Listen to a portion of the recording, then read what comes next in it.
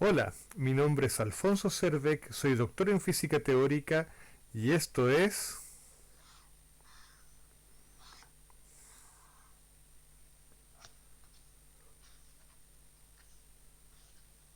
la escala de Fermi. Y hoy día vamos a hacernos una pregunta muy interesante y vamos a tratar de responderla de una manera muy poco tradicional de aquí de la escala de Fermi. La pregunta es ¿por qué hay átomos? ¿Por qué existen átomos? Y puede ser que sea una pregunta un poco extraña a primera vista, pero en realidad es muy importante. Y déjenme contarles entonces la razón de la pregunta. ¿Cuál es el problema de la pregunta? El problema es que cuando uno tiene una imagen ingenua de un átomo, uno piensa, por ejemplo, en el más sencillo de los átomos, el átomo de hidrógeno, uno piensa en un protón que hace las veces de núcleo y un electrón orbitando alrededor. Ese era de hecho el modelo atómico propuesto por Rutherford en 1910. Pero hay un problema. El problema es que uno sabe que una carga, cuando es acelerada, tiene que emitir radiación electromagnética. Y un electrón orbitando, moviéndose en círculo, es un electrón acelerado, es una carga acelerada. Está acelerada porque a cada instante su velocidad está cambiando de dirección y por lo tanto está cambiando. Entonces el problema es que si el electrón está acelerado al moverse en un círculo, debería emitir radiación electromagnética. Y al emitir radiación electromagnética, tiene que perder energía y por lo tanto su órbita tendría que hacerse menor, tal como se ilustra en esta figura de aquí. El electrón debería no moverse en círculo, sino que moverse en una espiral, acercándose cada vez más al núcleo hasta caer en el núcleo.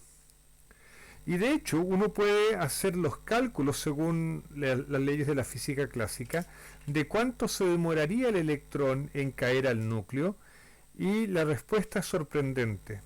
Los átomos deberían colapsar en 0.00001 segundos. Así es que la conclusión es que no deberían existir átomos y nosotros no deberíamos estar acá. De hecho, este es uno de los problemas que llevaron a la invención de la mecánica cuántica. Entonces yo le quiero contar ahora cuál es la solución desde el punto de vista de la mecánica cuántica. Les advierto que este no va a ser un cálculo riguroso desde la mecánica cuántica.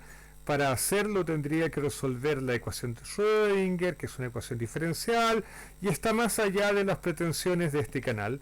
Así es que lo que voy a hacer es un cálculo, y por eso es extraño, es algo que nunca hago aquí en este canal, pero voy a hacer un cálculo que espero esté al alcance de toda persona que haya hecho una buena educación media.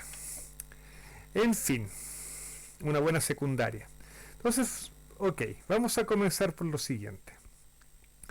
Un electrón en un átomo tiene dos tipos de energías. Tiene la energía cinética, que está aquí, m es la masa del electrón y v es la velocidad, y tiene una energía potencial electrostática.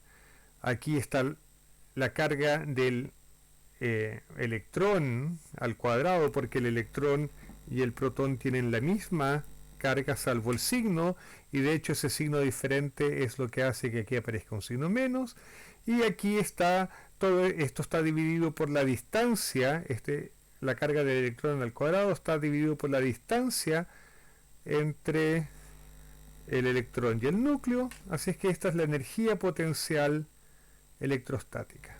Entonces la energía total es simplemente la suma de la energía cinética y la energía electrostática.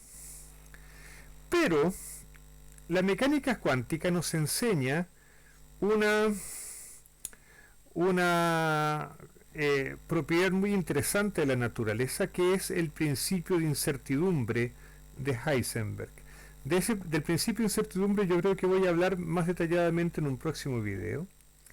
Pero lo que nos interesa ahora es que el principio de incertidumbre de Heisenberg dice que yo no puedo medir con precisión absoluta y al mismo tiempo la posición y el momentum de una partícula. Entonces yo tengo una cierta imprecisión en la medida de la posición, que voy a llamar delta x, y tengo una imprecisión en la medida del momentum, que voy a llamar delta p, y el producto de esas dos tiene que ser mayor o igual a un número que se llama h barra. Eso es la constante de Planck dividido en 2pi, no importa mucho. Entonces lo que nosotros vamos a hacer es tomar el delta x, la incerteza en la posición, como la misma posición, y voy a tomar la incerteza en el momentum como el mismo momentum. Y si yo reemplazo esta aquí y me atengo a la igualdad acá, obtengo que la velocidad del electrón tiene que tener esta expresión, tiene que ser h barra partido por la masa del electrón veces su distancia al núcleo. Y si yo reemplazo esta velocidad aquí para obtener la energía total, encuentro que la energía total viene dada por esta cantidad de acá. Y esto es muy muy interesante, porque ahora yo tengo la energía que tiene el electrón en función de su distancia al núcleo. Y eso lo voy a graficar. Si yo le pongo números a estas cosas y lo grafico, voy a encontrar lo siguiente. En el eje vertical de este gráfico está la energía del electrón.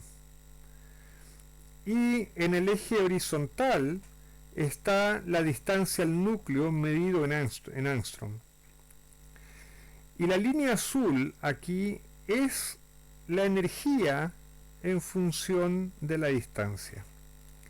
Y si ustedes se fijan, esta línea azul tiene un lugar, aquí tiene un mínimo en este lugar aquí. Aquí tiene un mínimo. Quiere decir eso, que en esta posición, cuando el electrón está en esta posición, que es más o menos 0.5 angstrom, su energía es mínima. Y como es mínima, ya no puede perder más energía. Entonces, como a los sistemas físicos les gusta estar siempre en su estado de menor energía, el electrón se va a estabilizar a esta distancia del núcleo. Porque si intentara acercarse más al núcleo, si intentara quedar más cerca del núcleo, entonces su energía aumentaría. Pero repito, a los sistemas físicos les gusta estar en su estado de menor energía. Así es que el electrón se va a estabilizar en este lugar a una distancia de 0.5 angstrom del núcleo. Y de hecho, ese es el tamaño típico de un átomo de hidrógeno, 0.5 angstrom. Entonces, ¿de dónde salió este mínimo? Bueno, este mínimo en la energía es una consecuencia de el principio de incertidumbre, que es la característica básica de la mecánica cuántica. Entonces, la mecánica cuántica explica por qué los átomos son estables, por qué los electrones no caen finalmente al núcleo. La razón es que si se acercan más al núcleo, entonces tendrían más energía, no podrían hacerlo, necesitarían más energía para acercarlo más al núcleo. Entonces la mecánica cuántica explica la estabilidad de los átomos. Y si estamos hoy día aquí hechos de átomos y hablando de física, es gracias a la mecánica cuántica. Espero que les haya gustado. Nosotros nos vemos en un próximo video. Que estén bien. Chao.